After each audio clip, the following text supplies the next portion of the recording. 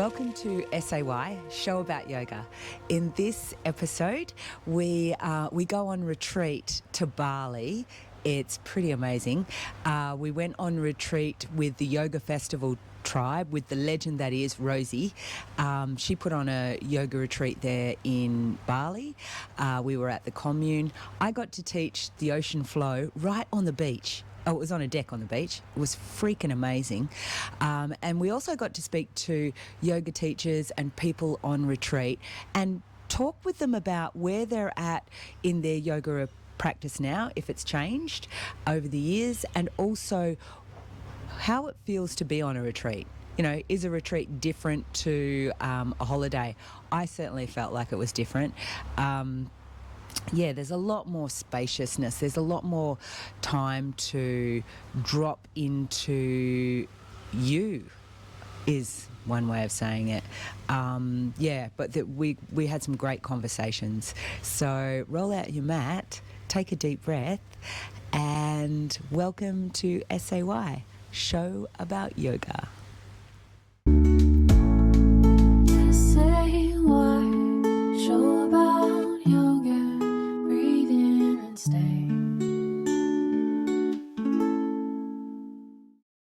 We are on retreat in Bali with Rosie and the gang from Yoga Festival Tribe, and I'm here chatting with two festival legends, and that is Justine, and I'm going to mispronounce it already, Jan? That's fine, either one of those. Oh. Let's go Jan. I'm easy. Yeah, okay, great. So thank you so much for talking with me today. I wanted to ask you, I've got my question written down, so keep it on those guys.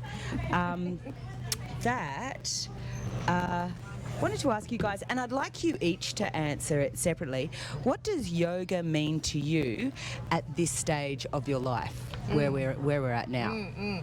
So, for me, yoga has shifted in the last couple of years because I've had a diagnosis of osteoporosis. Right. So that changes how I practice. For things like twists, I can't go as deep. I can't do a proper rounded forward fold or the cat. Yeah. Can't do that one with that, curved spine. Yeah. But it has shifted in that it's more for longevity for me now. Yeah. So it's about the strength that comes from yoga, the balance that I get from that, to be able to, if I do happen to have a trip or a fall, I might be able to steady myself really well. Plus also all the other benefits that come from yoga as an aging woman. Yeah. Perfect age, absolutely. Yeah. So it has always been something that has been good for mental clarity, but I think it's just taken on a life of its own now. Yeah, that's amazing. And just really quickly, this really interests me. So the modifications that you're making for osteoporosis, so it's a lot of no deep forward folds. Correct. What else did you say? The twists, I can twist, because you've still got to have a mobile spine, right? Yeah, still be able to do those things in life, but not going to that full range, that full expression of twist. So, I probably won't hook my elbow in outside of my knee to fully twist anymore. I'll just go to a little point. But it's anything, because my spine is compromised, basically. Yeah. Anything that compresses or will twist too much, I could get a compression fracture. And I think the good thing, my takeaway from that is you can still do yoga. 100%. Yeah, and it's good for you. 100%. Yeah. Yes. But just modify. Yeah. As we do in life. Yeah. What about you, Jan? For me, yoga is something that's brought us closer together. It's come at the right point of time in our lives, I think, where we can join on a joint journey. And so it's the sort of thing that's evolved with us. And so even with Justine, with her modifications, I'm involved with that as well. And so it's a shared journey. And then with changes that I make or with different directions, she'll be along with that too. So yoga provides that avenue of sharing a common journey together for us. Yeah, and that's really prevalent. Like, I've seen you guys sharing your journey together. I wasn't expecting that answer, so that's amazing. It's amazing. It can bring so many different things. Okay, second question. I've got the memory of a gnat, guys. Women of a certain age. Hello. So, where are we? So, what feels different about practicing yoga on retreat compared to practicing in your everyday life? Community. One word. That's like a mic drop. Yep. That's it. I'm leaving the room. Yeah. Yes, you're right. First and foremost, community. Yeah. And the connections that you make. Yeah. And that, I think, it, like you said before, it does become deeper in that connection with community. You Yeah. feel like you're one. Yeah. One group. Yeah. The yoga festival tribe draws positive people in, so that's the reason that we followed around on 9 different retreats and different festivals that they've held, is because everyone seems to be sharing positivity, and so it's a nice experience to be around, and you can't help but be immersed in that in a 5-day retreat, that you're constantly reinforcing that positive aspect, the compassion, the kindness inside of you, so that when you leave from a retreat such as this, you leave and it lingers a bit longer than just going into a single class. Yes. Yeah, because even, I see what you're saying. Like, even when you're going to, like, a single class, you leave, you sort of lose that, and then you've got to reinvent it, like, keep going back. Whereas we're doing it the whole time here, and then you take it away with you. I love that. We just jump straight back into routine. Yeah. You know, work, commitment, family, whatever it happens to be. Yeah. And before you know it, what you just created for yourself in the class, it's not necessarily gone, but it's certainly dissipated. Right. Whereas here you're really building on it. Yeah. You get a better understanding of karma and of community. Yeah. Community. Yeah. I love that. Well, thank you so much. We finally did it. Yes. Woo! The legends. Thank you so much. Thank you.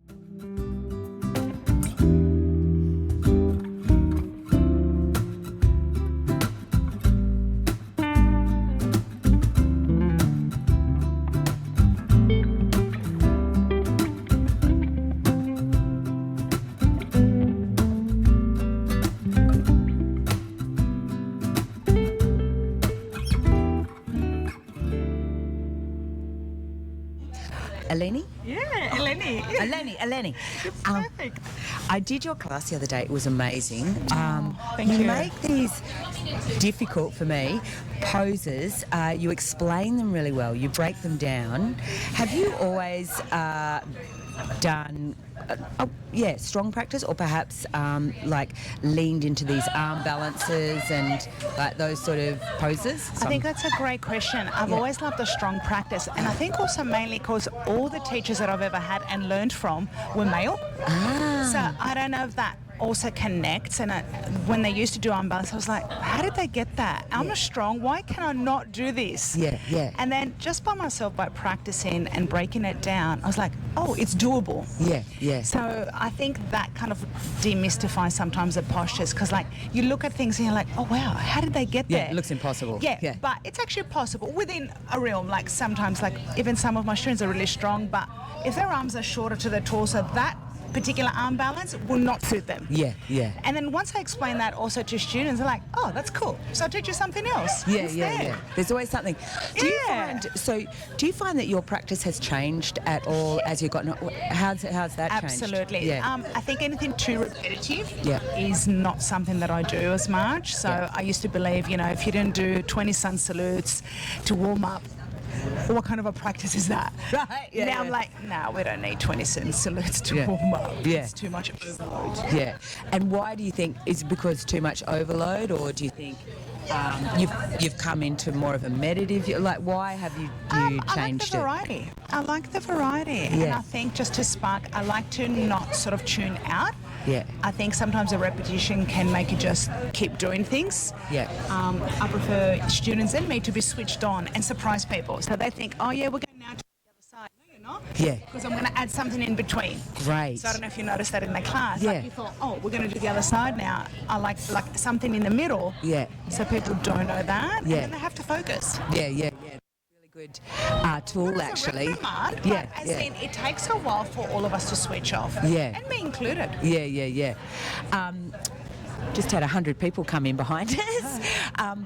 So the other question I wanted to ask you, Eleni, is do you find there's a difference in your practice, not your teaching, but your practice, from practicing on a retreat to practicing in a studio? Yes. Yeah. Why? Why do you think it's different? I think the retreat, I don't have to go, okay, this is what I need to do after I finish Savasana. I got to do this, I got to do this. Yeah. You're just here. And I think being in nature, listening to the ocean, it's exquisite. Yeah. Yeah. It's exquisite. It is. Someone was saying before, you feel like you're immersed. Absolutely. Yeah. Yeah. Absolutely. Yeah. I loved your class. Oh, I think So much. No. It was amazing. And the great thing about this retreat was that everyone had a little bit of something different to offer. yes. And yours was a standout for me. So thank you so much. I'm gonna cry. Thank you, Eleni. Thank you. I so appreciate that. Thank I was you. so nervous about coming to this retreat and teaching. You were amazing. You're amazing. And look, nailed it. Thank you. It's so nice.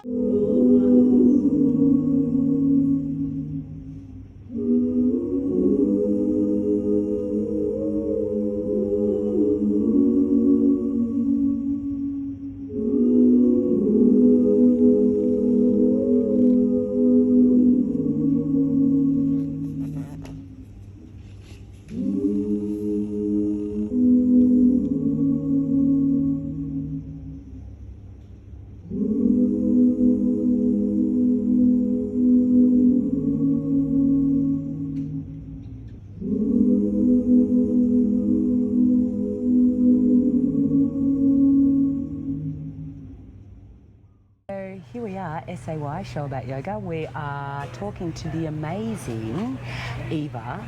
I'm actually super excited about her class later today. It's some yin and looping, and I love looping. So thank you so much for joining us. Thank you so much. Let's hold hands. Yeah, Let's hold hands. thank you so much for having me. It's an absolute pleasure. My pleasure, my pleasure. So I'll have to read the question because I've got the memory of a gnat, Eva. One of those right place, right time absolute pleasures, because I had just wandered past and hadn't booked in with you because I wasn't sure how I was going to be feeling today or where I was going to be today, and it just so happened that cosmic timing is perfect. It was totally like that. I was like, oh, and popped you there. Yeah, totally cosmic timing. So my question is, what feels different about practicing yoga on a retreat compared to when you go to a studio, in your daily life? Yeah, so that's a really interesting question because I'm also a yoga teacher. When I practice at a studio, it's me on a mat in a group full of like-minded people that also are in their own presence, in their own space, just practicing together in community, which feels like a really beautiful shared intention. But when we walk in, sometimes we say hello, sometimes we don't know each other. When we walk out, we're often quiet. We go back into our daily lives. We come from our daily lives. It's almost not a refuge, but a place where you can just be present, because it's not always possible to be 100% present all of the time. Oh, no. Yeah. Now, a retreat feels like a place where you can drop into presence and share space with people and share presence with people, or decide to be alone and give yourself permission, but without the distraction. Well, there's still the distraction. There's still cats at home for me. There's still work that's emailing me that's coming up, but I get to choose when I pay attention to that. And I feel really nourished by a retreat. I feel nourished by my yoga practice, but it's in my home where all of my, not my home, but it's in my studios, it's in my home space. It's where all my habits are. It's not that I'm a new person here, it's just that all of those identities of I'm a yoga teacher, I'm a student, I'm a lover, I'm a cat mother. Yeah, I was about to say, you've got to pull in the cat mother. Yeah, of course, always. Yeah. I'm a cook. I'm a bad house cleaner. Like all of those, you know, like I have to weed my garden, I have to do this, there's this much in my day, all of that's not here. It's just, it's a place that really allows you full presence, and that doesn't matter what kind of retreat it's on, that feeling is all the same. It feels immersive, and I think that that's really what yoga is about, that unity. The union, yeah. And I love what you said about the retreat being an immersive experience. You nailed it. Absolutely. Yeah. So just another little question. What does yoga mean to you in this stage of your life? Or what does yoga mean to you? Yoga means unity, it means presence, it means connection. When I first found yoga, I was completely disconnected from my body. I was very up in my head, and it was sort of the space of like, I would overthink so much and worry so much. I was not a doomsday prepper, but like what's this situation? How would I react in this situation if this situation were to occur? And then how would I feel about that reaction? And it was just this constant thought process. Like the one thought comes, I attach to it and I run with it. Right. And when I found yoga, it was one of the first times that I felt present in my body and felt silence and space, and I found it in a time of like a health awakening because that kind of mindset manifested physically in my body. What it means to me now is a discipline, a way to create different mindsets, a way to return to presence, a way to return to myself, to learn more about myself in each moment, to not compare myself to the day before, to not compare myself to other people, which is still a process, you know. You look around a retreat or a yoga room, and I actually find it easier not to look around in a retreat and just to sort of be in my own space with all of these people, because I've fallen in love with all of them, like as if there's a soul union. But anyway, that place of reconnection with the self is so important, because it's very easy as a response to any kind of stress to disconnect. It's often an instinct as a survival mechanism. And I think that there's a really beautiful quote from a children's song that I know that I love actually, this. I don't even like the rest of the song because, anyway, you can't go over it, you can't go under it, you have to go through it. I love that. Yeah. What's the song? We're going on a bear hunt. That is so good. I'm not scared. Yeah. That's so good. Do you remember that song? Totally. Yeah. And I'm thinking that would be a great one to share in a class. Yeah. I'm not scared. Yeah, absolutely. Yeah. There's some really beautiful other poetic people who have quoted similar things. Like I think Alan Watts or someone else has said the best way out is through or in is through. But that's the one that I remember. Yeah, I love that. Yeah. Well, thank you so much for talking to me. I'm Thank so you excited so about your much. class. I'm so excited about my class. Yeah, are we allowed to maybe film a little bit? Oh, please. I've also got Jenny offered to do some filming. I've got a little tripod that I was going to film, but I would really love that, because I was just going to point it at me and not look at the room, and I would really appreciate some content if that's okay. Cool, yeah. Let's do it. I really, really appreciate it. Yeah, for sure. Thank you so much. And thank you for offering me the opportunity to ask those questions in the reverse order. Oh, of course. That was what yoga means to me now is also like I'm going through some really massive life shifts, and that would probably burst me into tears, but it's also a really heart-opening place for me to be. Yeah. And it's giving me... Are you still filming? Because this is good too. Yeah. Yeah, I'm going through some massive life shifts, and I think as an introspective person, like an introverted extrovert or an extroverted introvert, someone that likes having people around but also needs my personal time, I've always thought about consciousness and what it is to be conscious and this sentient being and this meat sack walking around, but yoga gives this kind of structure to that, and it's almost as if it's nice knowing that everyone has been thinking about it, but it's not just like me in my mind walking around going like, what is this? Why aren't we all talking about what this is. What is this? Like there's a structure, and it's a gentle structure that it explains in a way that makes perfect sense, and to have that as a tool when you're going through massive life shifts is a really beautiful thing to come back to, because not everyone finds these tools. I think that everyone finds a tool that they need at some point in their life, and whether they reach for it or whether they reach within, because yoga is really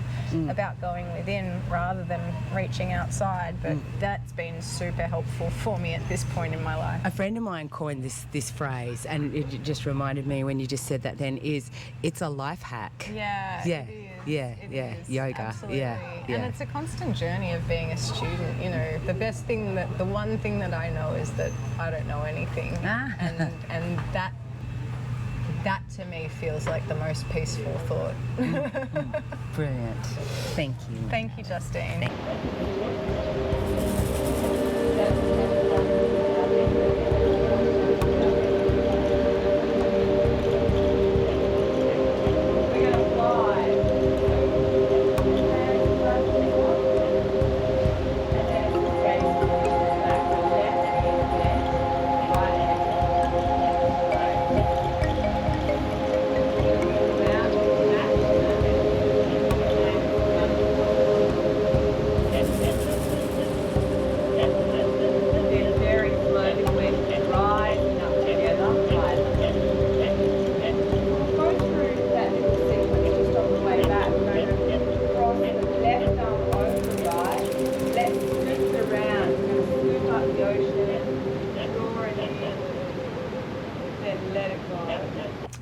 Welcome back to Say, Show About Yoga. I'm talking to the very beautiful Drzenka. Yes, thank you. Yes. So Drzenka, what does yoga mean to you, or has your yoga changed, or what does yoga mean to you at this stage of your life? Yeah, so yoga for me, after doing it for about 20 years now, is really like my space, my safe space, my place where I'm me. Right. Yeah. Just, it gives me good workout when I want, but it also gives me nice grounding and just appreciation for life and people around me. So I think it makes me a better person. And what a great thing to have. Yes. As we're getting older, what a great thing to have. I know. Yeah. It kind of explains a lot of things. It does, doesn't it?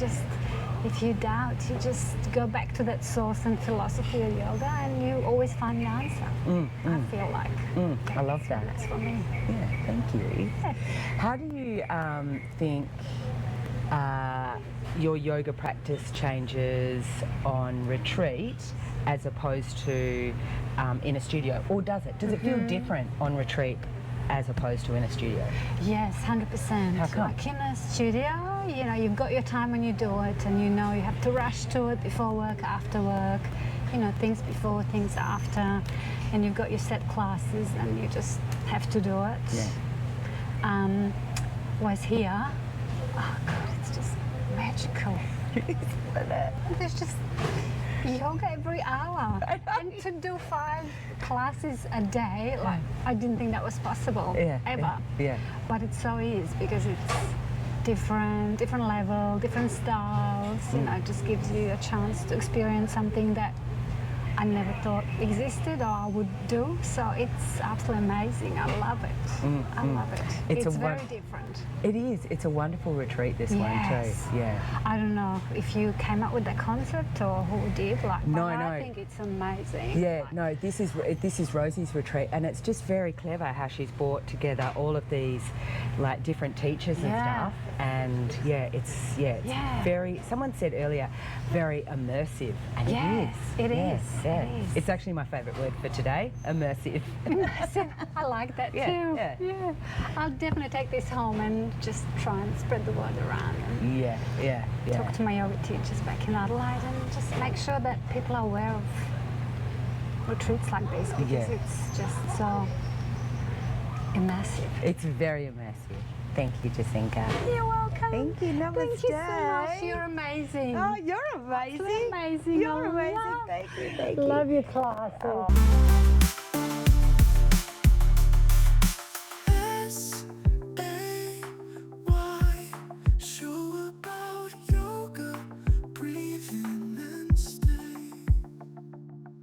so, Sophie, we were just talking, and oh my God. So let's take us back. You started your Bikram teacher training with the Bikram dude. Yes. How long ago? I did my teacher training 2014. Whoa. September 2014, Thailand. Yeah, and you were giving me some pieces of gold before, but what were you talking about with the 10 years, 3 months concept? Okay, so in teacher training, so back in the day, we had to train with Bikram, we had to do the 9 weeks to get our official certificate. Yeah. Yeah, 500 hours, Bikram teacher. So in Thailand, in one of the nights when he was talking, he said to us, you have to teach for 10 years consistently, not a little bit here, a little bit there, consistently teach for 10 years, or do not ever dare to call yourself a Bikram yoga teacher. Wow, lots of rules. Everything that he took us through, and I see the method in his madness, you know, now. I never ever want to do it ever again in my life. But to start day 1, to finish 9 weeks later, and they wouldn't let you leave. People would disappear in the middle of the night. They'd call a taxi and just disappear and go home. So I started with 333, and they would never discuss who left. It was just... Whoa, and you were just saying, at your teacher training, there was 333 people. Yes, which is small. Yeah, how many at the India ones? In the LA, LA ones, they used to have 1,000, 2,000, I think maybe even in the beginning more than that. Whoa. Yeah. Whoa. And also you were saying to me that it was quite strict, like he was what was it? What did he say at the very start when you? I own you. I own you. Whoa. I own you. I will tell you when you can eat, when you can go to the toilet, when you can sleep. Whoa. So for that reason, we knew what time in the day our first class started. We never had an end time. The latest he kept us up was 3:45 a.m. in the morning. Oh my God. And we had to start again the next day. So what I kind of got from him breaking us, breaking your ego. Yeah. I see because Bikram attracts some crazy personalities as well, yeah? Right. Everyone's not, it's like extreme. So break that ego, break that personality, break your story, because you're so exhausted, you have no story. Yeah. You know, it's not I am Sophie, I'm a mother, I'm this, it's just like, I've got to survive today. You know, what am I going to do today? I need miso soup, salt, I need Coca-Cola, sugar, and coconut. That's all by the end I could put in my body. Because it was just 100% humidity. Ooh. The 40-degree heat. We're in Thailand, and we were in a big conference room.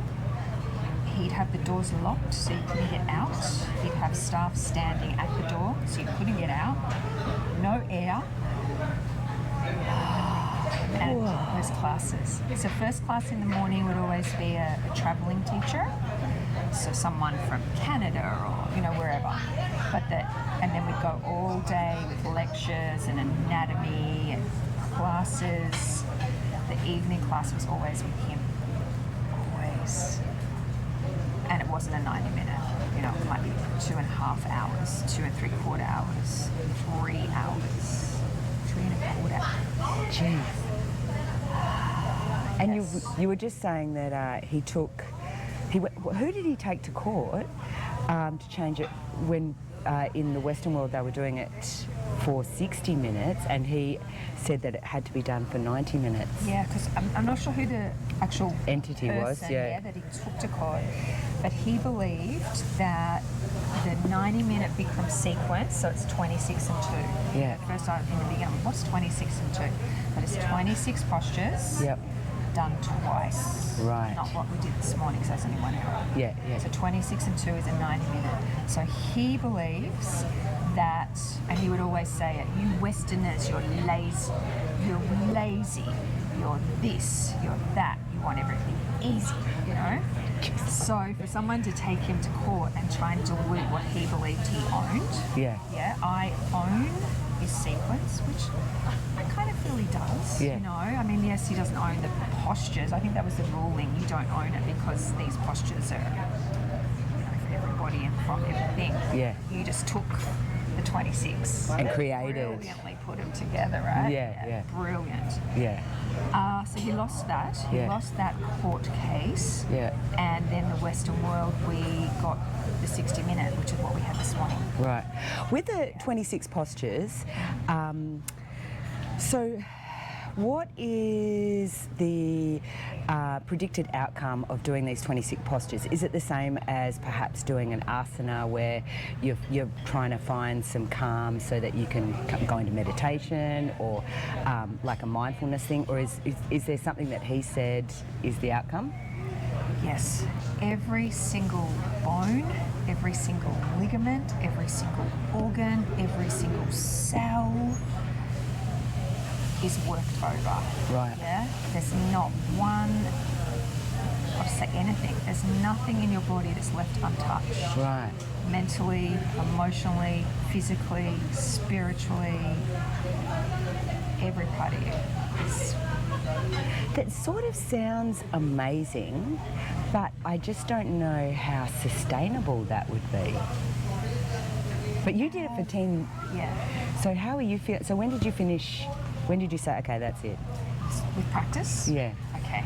So I started practicing 2012. Yeah. Maybe a little bit before that. I went to teacher training 2014. So in that, even that lead up to teacher training, my beautiful boss, who I call Buddha, Yeah. she's a goddess, Yeah. she was a year before, she's like, right, this has to be verbatim, the dialogue has to be verbatim, so you're going to learn one posture verbatim. Here you go. And we had it was like a Bible. It was, no one was allowed to see the script.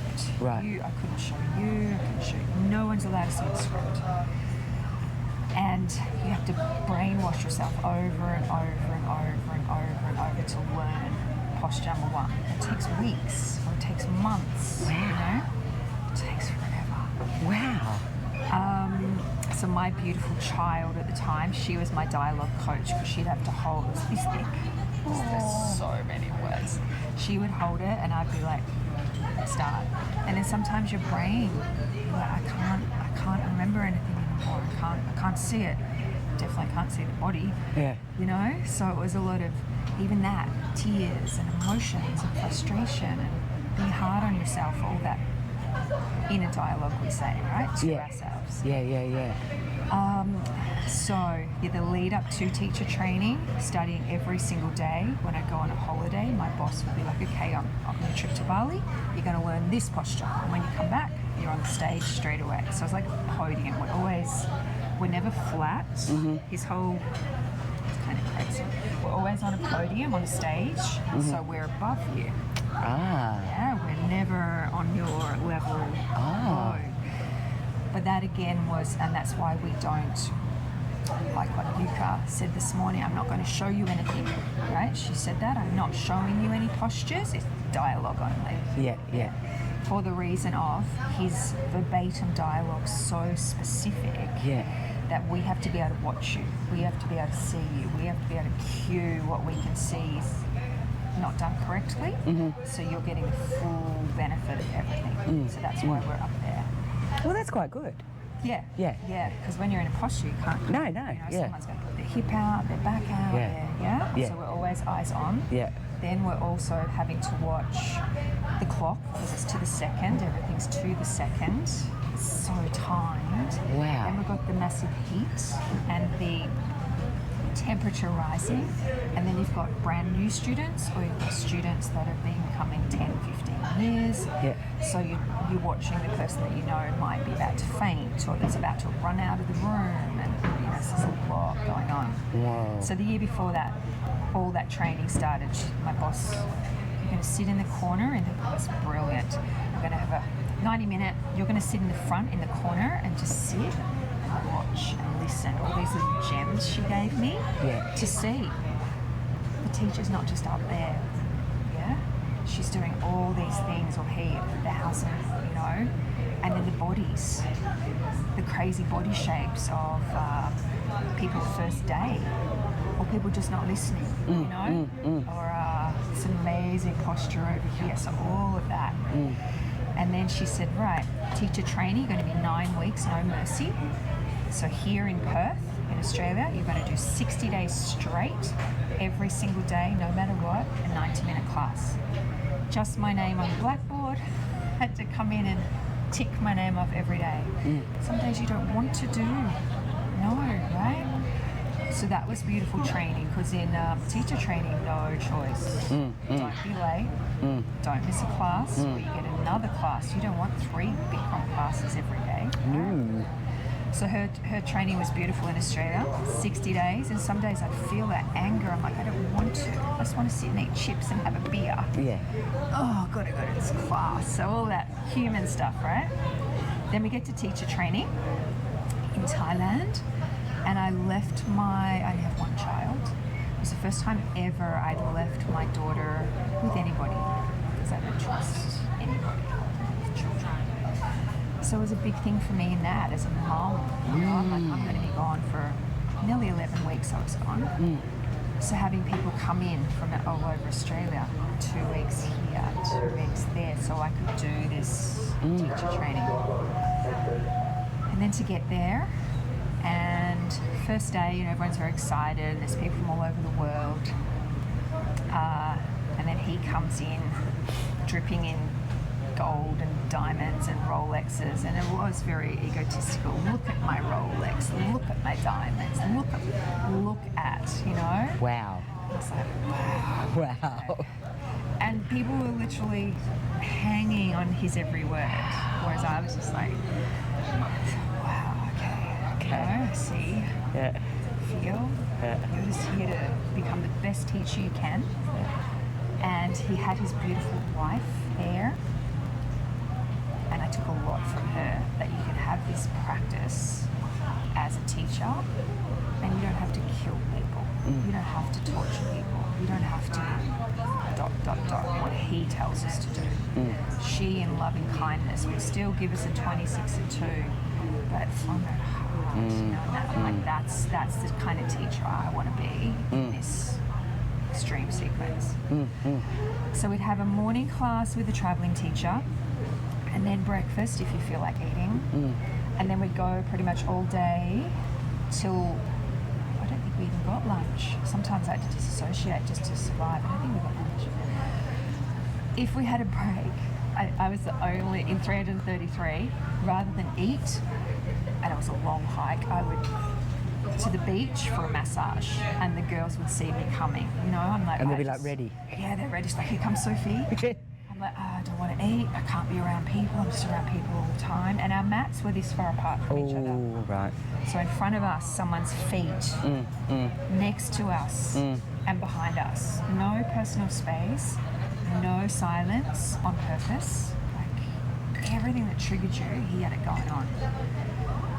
Everyone talking all the time, heat, and just everyone sweat on you. You know, you became just so blasé, like, I just got to survive. And then people stuffing their costumes with ice, you know, or hiding bags of ice under there, or being told you will not leave the room. You will stay in this room, in this class. So you literally had people standing at the door like this. It was kind of cool because hardly any women ever left that room in 9 weeks. Right. It was the men. And they were so dramatic. Yeah. Well, we all know. Women, it's like, women are a lot tougher than men. I'm not going to leave, no matter what happens. So for me, it was really amazing. It was very impersonal. We had to sign in for every single class. You're not allowed to be a second late. If you're a second late, you have to do a class at lunchtime. So that's 3 Bikram classes a day. Oof. And the staff would never look up at you. They would just sit on their phones. So you're just a body. Get it. I was like, I'm never ever going to be late. And that's, I think, with when I'm working now, when I'm teaching, I'm on time, I'm early, I set up. But in a retreat, it's just like I can cruise and I can stroll.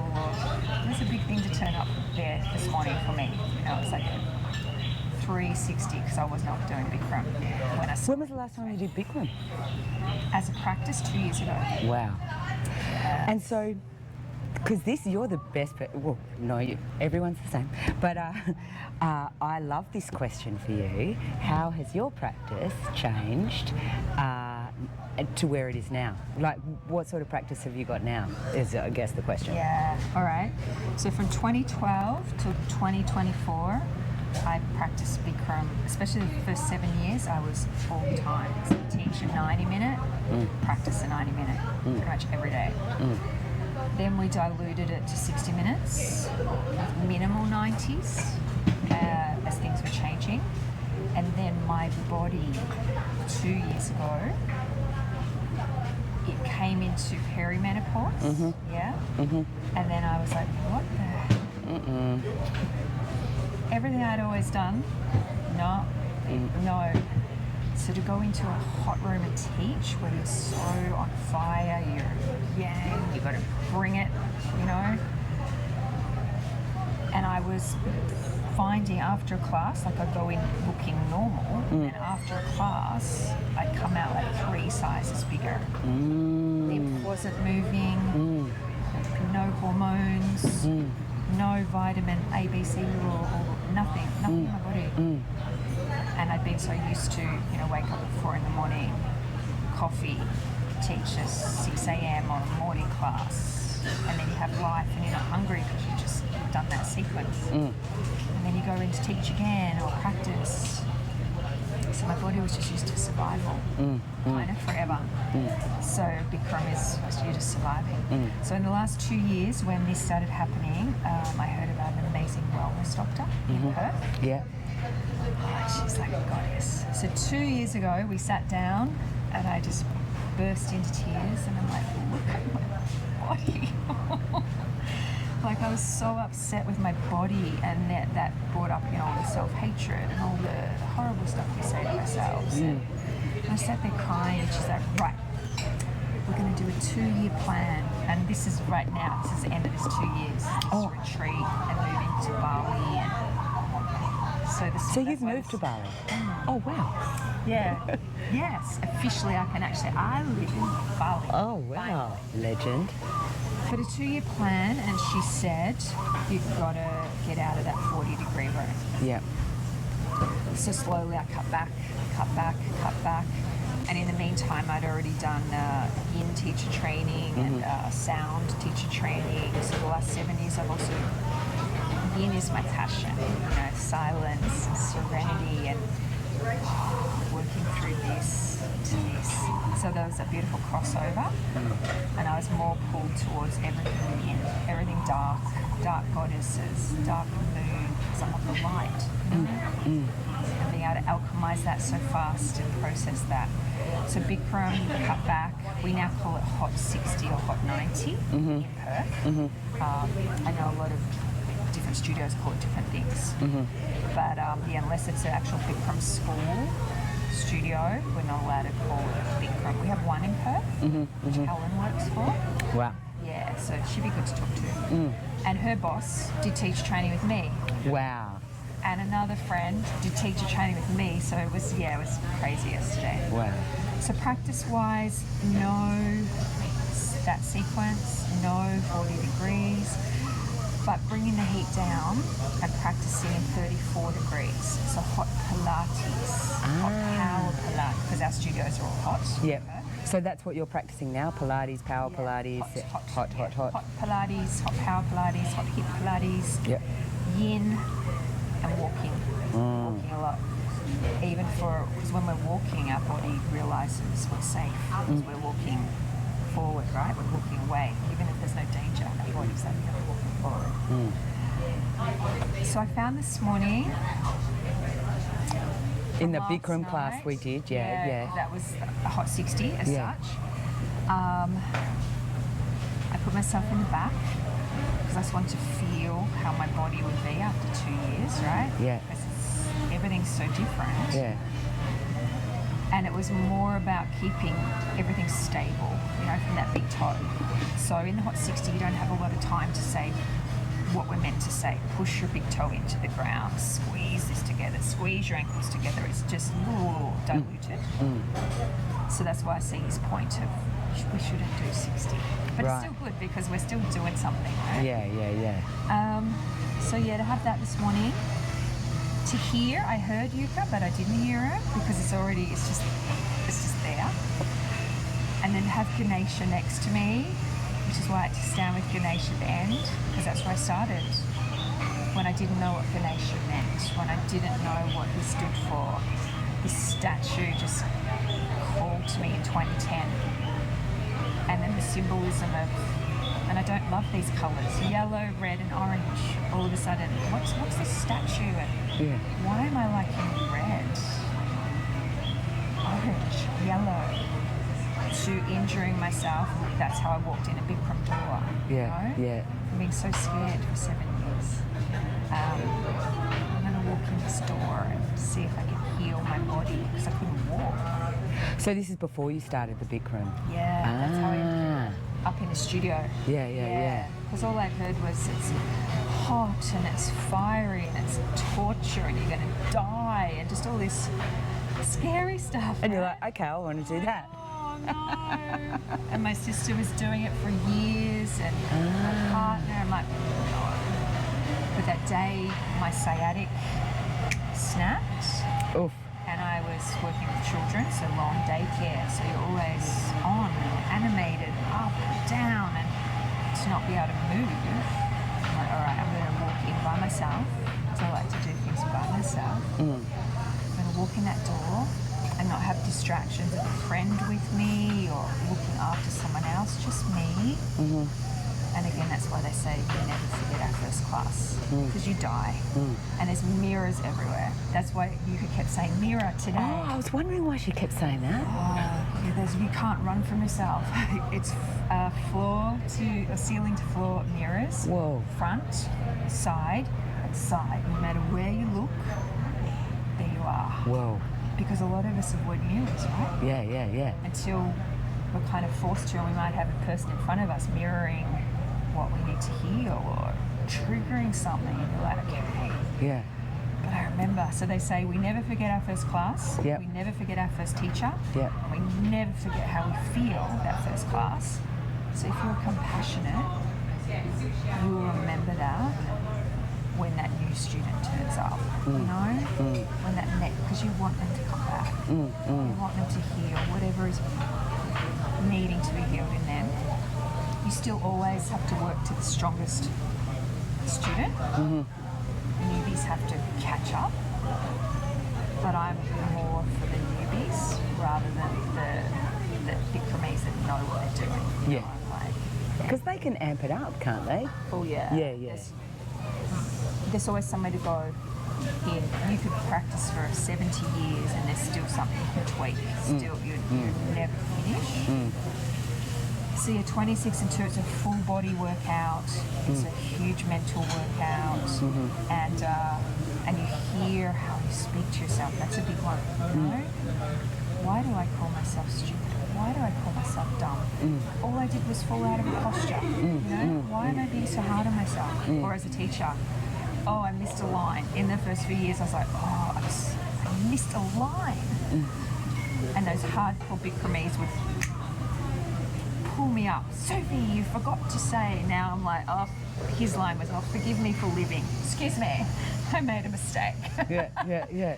Now, 10 years on, I could be like, yeah, oh well, whoops. It's But a line. in the beginning, I'm like, oh my God. Jeez Louise, that's a lot of pressure, so. A lot of pressure, right? Yeah. A lot of pressure. And even, the year leading up where my boss was training me, you'll do this, you'll do that, and you'll go to 9 weeks. The day you get off the airplane, you're teaching the next day. So I had I was just scared all the time. Yeah. Another one was his was feel the fear and do it anyway. Below. Be comfortable being uncomfortable. Always. Everything he mantra at us, he made us live it. Yeah. Be comfortable being uncomfortable. And then there were a few more. All I can hear actually is a lot of resilience you would have built up. Well, so that's why that ice bath today was nothing. Oh, yeah. I did 20 minutes. Sophie was in the ice bath for the 20 minutes. Yeah. Jeez, Louise. And you were walking around like, oh. I know, because I was so happy. I know, she was really happy. I was so happy because it was those first 3 minutes where the mind, and I'm like, oh, I get him even more. Yeah, Those first 3 minutes are torture, right? Yeah. Feels like glass is cutting your feet. Yep. There's a needle, someone's stabbing you, and the brain's like on steroids. Yeah.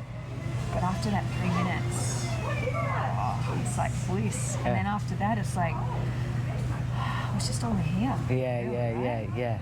And I would have stayed longer, but Louise was like, you've been here a long time now, we need to get out. And that's when I was like, oh my God, everything which has stopped working in my body, my lymph, I was this beautiful colour, and she said, which I loved having, that's what I'm doing this next class. She's like, your lymphatic system's just switched on, like everything's working, everything's beautiful. She's very knowledgeable, Louise. Oh, yeah. It was good, her class. To just feel from what happened Bikram with my small intestine in that class this morning to after the bath. Felt amazing, but then when I was sitting in the sun, that happened again. So it's like it triggered this beautiful opening of whatever was energy-wise stuck in my small intestine. Yeah. Oh, we did toe stand in the class this morning. Yeah. And I've never ever fallen backwards in that, and I fell backwards. And this started literally like something just reached in. Oh. It was amazing. I'm like, wow, what's happening here? My body's telling me something. Yeah. It was so painful, but so amazing. Yeah. And then ice bath, and that, and that. Louise's calf? Yeah. It's been an amazing retreat. Yeah. But thanks for talking with us, Sophie. It's so interesting, the whole Bikram world. And just to hear that you've gone from Bikram to Yin, from the hot to the cold. Wow. From the yin to the yang. The yin, yeah. Yang to the yin. Yang to the yin. From the sun to the moon. Yeah. Yes. From the masculine to the feminine. I know, right? You're a I was legend. always in my masculine. Yeah.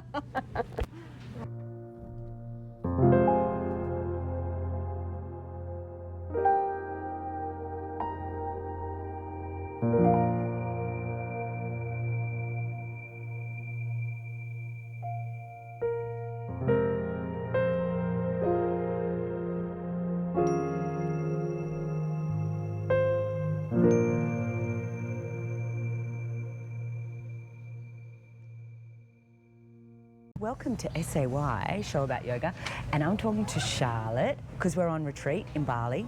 So Charlotte, I was talking to you last night about yoga. Mm-hmm. How's your practice, do you reckon, changed in the stage of your life that you're in now? Oh, so much. Like when I first started in my 20s, it was, I actually went to yoga at the gym, so it was very physical. That was kind of what led me to it. And so I guess I had quite a physical focus like early on. And I really feel that yoga has like run parallel with all the changes. It's been like my steady through all the different situations that have happened on the journey in my life of like, you know, over 20 years of teaching. And yeah, I guess it's gone from physical, just deeper, and then more integrated like the whole life. And for me, I guess I feel like it's just a source of inspiration now for me to share what yoga has taught me through my own body and how that might be able to help other people with overwhelm and transitioning through life stages. So, wow, that's so good. And you're right, it does, I think it does align with your life. Of course it does. Yeah. Yeah, Like yeah. the challenges I hadn't even thought of that. Yeah. The challenges that you're going through, and then you kind of seek that in your practice, or I notice it in my sounds and chanting. And then just the more that I do it, the more it's just becoming even more entwined and more reflective of who I am and as a creative person. And I think that's the wonderful thing about seeing all the teachers here on this retreat, because everyone, after you've been teaching a while, you then, it really becomes, you bring your essence to it.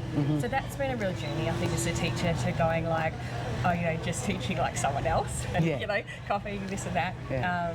But yeah, I guess it's also like my place of refuge, like a cocoon, and I'm now like very visual intuitive when I'm teaching. Yeah. And so I just learn so much from it. Yeah, and because I work at a drug and alcohol rehab centre. Whoa. Yeah, I've been there for about 10 years, and I do yoga, sound and chanting.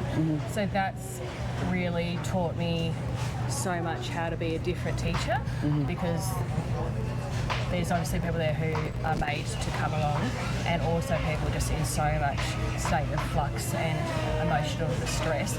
So I guess I've had to, you know, that's been really my greatest challenge in learning how to teach, and I think it's through that challenging experience that then I've become a lot more visual and taught and become more myself, you know, through the challenges. So that's where I also think, like, you know, what I'm going through in my life, it kind of all weaves in and out. Wow, so it's all coming together. Yes, yeah, very much. Very coming together. And then with my sound, that was a real, like... How long ago did you start sound? Probably about 10 years ago I did my sound healing diploma. Yeah. So that was like I've always loved sound and music. So explain your sound. Is it a few bowls? What do you do with your sound? When I do a big sound bath, I have like a big side reel earth gong, and I have the drum. What's an earth gong? It's a big, massive, just a big, massive one, and that's just what it's actually called. Yeah. And that's so powerful. So I have so many, it's like I couldn't stop buying instruments. It's like all my family, and I'm like, stop buying that, stop buying that. It's like those people addicted to plants and they keep buying plants. You're a sound person, you're addicted to instruments. Yeah, I was addicted, I love and I it. had to stop. One of my favourite ones, though, is my monolina. So that's like this wooden thing, and it's got all these strings and they're all in the note D, so it's all different tones of the one D, and that's just really very beautiful. Wow. But I say when I'm doing the sound baths, it's like I'm opening up a door to the inside world, which is just like you're like a geode with like all these, you know, different dimensions in yourself, and you're just kind of like coming in on this journey. So for me, like whether it's yoga or sound, it's all the same kind of energy work. It's just a different kind of tool to get in there. So with my sound baths, I either do the big group ones, and in my area, I was probably like one of the first people to do them, you know, around my area. So I ran some really big sound baths, and then also, because I do them every week at the Drug and Alcohol Rehab Centre in very you know, uneven. Because people's, there's a lot the of, energy would be all over the shop. Energy's all over the place, and you just don't even know. One day you walk in there, you know, it can be very different, but that's also been a really good, you know, learning experience for me. So yeah, I've probably done like over 500 sound baths, and I'm, again, like more and more I do them, just really intuitive, although, you know, drawing on the principles of sound healing, but really it's like all my intuition, and the more I do them, you know, the more I learn to trust my intuition. And that's brilliant. Yes. That's really good. And so that's also come into my yoga, that, you know, like this, that I just get flashes of images. I think I was saying to you the other day, you know, doing joint rotations, how, you know, that produces the fluid to keep your joints nice and healthy. And so I'm at home and I see the WD-40 on the spray, and then I'm teaching yoga, and I'm like, okay guys, it's just like WD-40. I love and so it. I have all these funny little things, and that's what I really mean, like my outside life has really come into my yoga world. It's just this real integration, reflection, just amazing. Like, And another thing I like to say in the drug rehab centre is it's like I get this image of all these, you know, those old manuscript books from really olden times that have got the golden round the edge. Those. Yeah. But inside of yourself is like all these thousands of library of books, and they're all about you and all your wisdom. And when you're able to access this inside world, this is what you're like opening up. So I just feel like it just opens up this door to, you know, so much. Yeah, it sounds like you relate to people so that, they can go on that journey too. Yeah. How does your yoga practice change, not your yoga teaching, but your yoga practice change on retreat as opposed to at home at a studio? Or is it different? That's probably what I want to ask. Yeah, is it different? Well, I guess you're away from all the pressures of life. Yeah. Kids, work. Except for you brought your beautiful daughter with you. That's been... And she's amazing, by the way. Oh, thank you. Yeah, she is. Yeah, no, and like even that's another aspect of what yoga means to me now, because when she was like 3 or 4, because she's very good at talking, she used to like run whole classes for me, and then for like 10 years she's like, no mum, don't want any of your woohoo, your yoga, your chanting, can you stop that noise? Yeah. And then she's come back to it, so that's even just, now there's a union with me and her about that, and watching me do the yoga. Sorry, I've just sidetracked to... No, you haven't. Yoga on the retreat. Yeah, and she's on the retreat. No, you were going on the right journey. So lovely. And so I think like practicing on a retreat, you really just have so much more space. And actually what I really, really love is that, you know, you're doing class after class after class, and you're actually just building, going deeper in. Yes. And then, you know, and doing 1 class a week at a studio, you know, you just don't get the same kind of experience and the depth and the journey that you go on with everyone else as well, all the other people that you're connecting in. So I think it's just like, because I lecture in early childhood as well, and it's like in Reggio Emilia, which is early childhood philosophy, they talk about like getting children to experience concepts in a number of different materials. So you might like draw your profile, that you might create it in wire, and it's the same idea of like how you can get more depth by going over and over and over and deeper and deeper. And that's another thing I love about the integration of everything, is seeing how all ideas kind of like come together. Yeah. You're seeing it in lots of different classes, aren't you? Like people will explain a similar concept but from different perspectives, but perhaps it's the same sort of thing that they're all talking about, but a lot of people have a different way of entering it. That's what I'm finding. Yes. Yeah. Same, different. Yeah. We're going in the same door. Yeah. But it's like this person got there and there, and then you're like, oh, okay. And that's what I love every single class, whether it's at home or whether it's here. It just is like another person's view of the way in, and sometimes it really makes sense, and other times it doesn't so much. So just about like, I guess right teachers and right, you know. You're in the right space at the right time when you hear that right teacher. Yeah. But, well, thank you so much. Thank you for talking with me. Okay.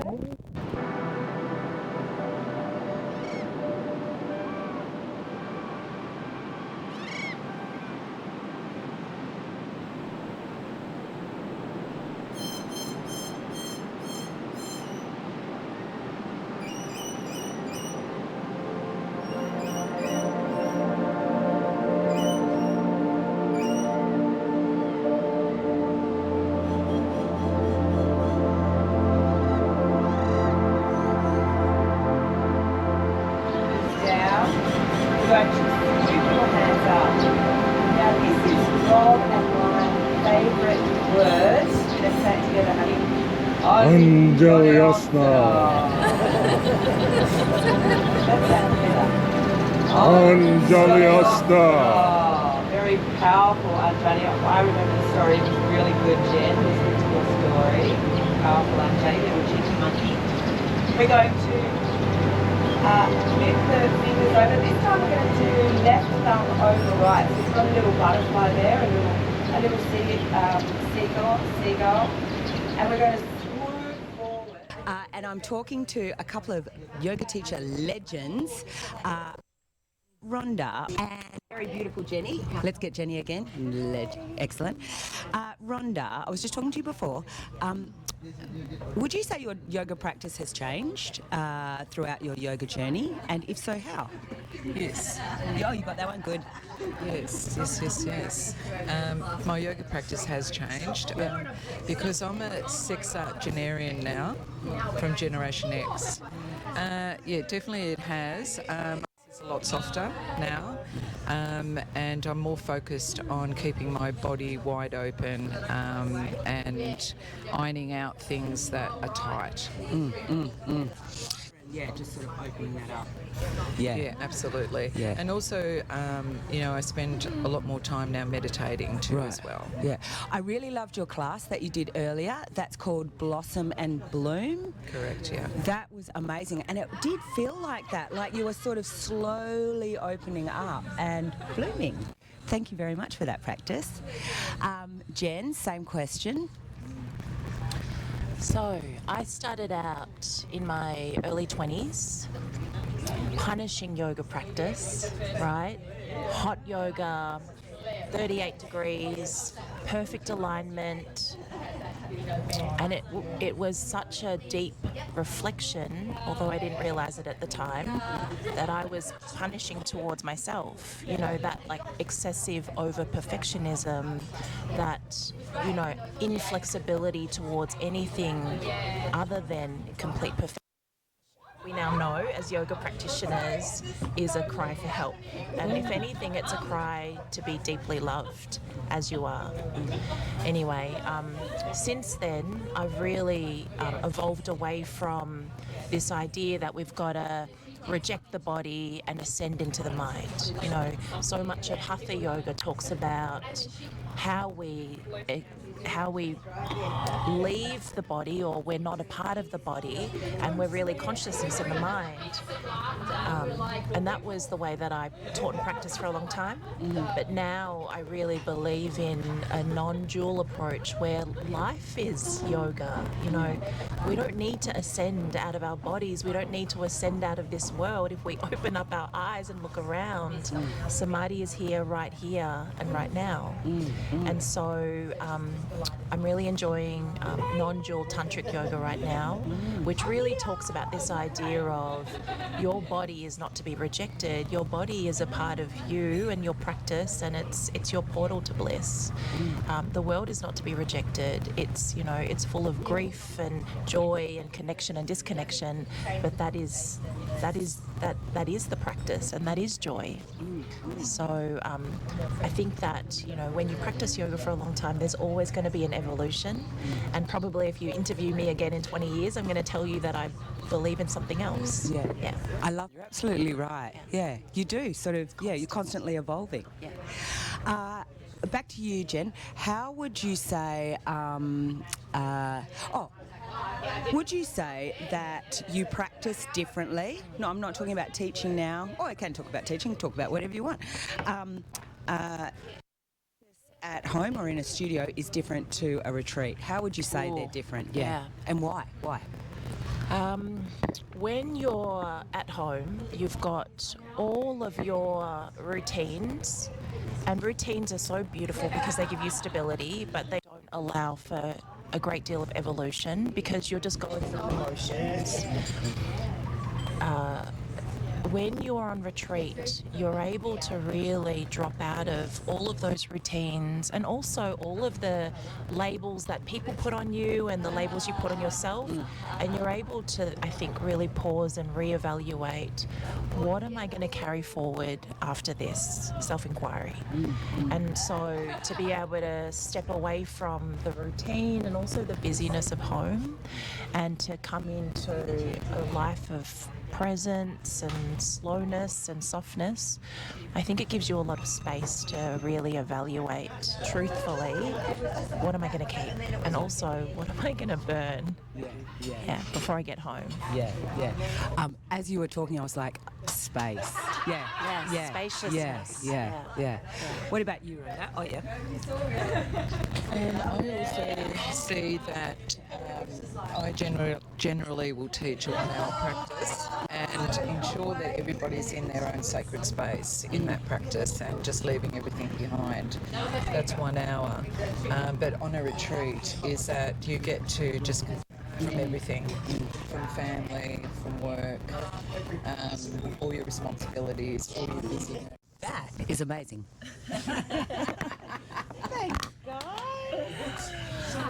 So thank you so much for watching this very special episode where we went on retreat in Bali. After this little bit with me, you're going to see a little video of the retreat in Samoa. We've got a couple going this year, one in August with Vali Main, who is literally a mermaid, and she'll be doing a lot of sound healing and song, and that's early August. And then we've got another one, it's in September, with Hugh Lee. He is the yin teacher's teacher. He's a legend. He'll be bringing yin, qigong, meditation, mindfulness alongside my ocean flow. So that's in September. So if a retreat takes your fancy, we've got a couple going this year.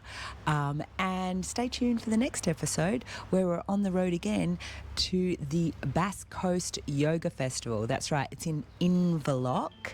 And thank you again. Namaste.